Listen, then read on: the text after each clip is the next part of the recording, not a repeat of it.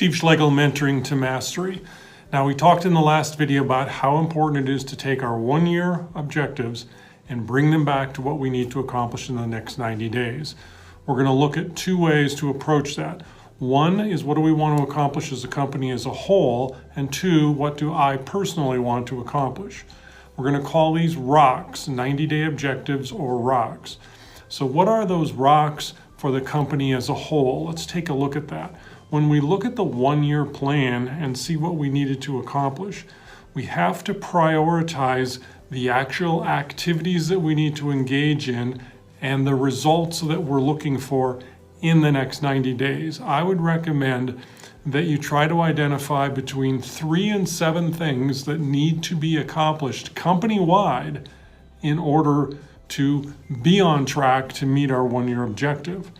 Now, when we do that, we need to spend a little bit of time getting very specific. Again, we want to use SMART objectives, things that are specific, measurable, attainable, realistic, and have a time frame. And the time frame, of course, here is the next 90 days.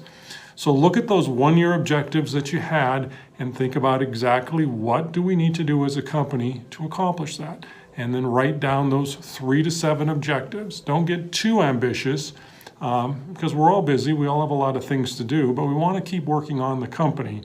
So we need to state some that we can go ahead and get done to stay on track. Now, when you do this, it's not enough just to identify what they are and that we're going to get them done 90 days from now, but we also need to identify within the company who is responsible for accomplishing it. That's the accountability part. Without identifying exactly who's responsible for completing it, it's going to slip through the cracks. So take the time to look at your one-year plan, identify what needs to happen in the next 90 days, document exactly what it is, stating it in a SMART fashion, and then identify who will be responsible to get it done. Now, in the next video, we're going to look at your individual rocks as opposed to those for the company as a whole. So join me there.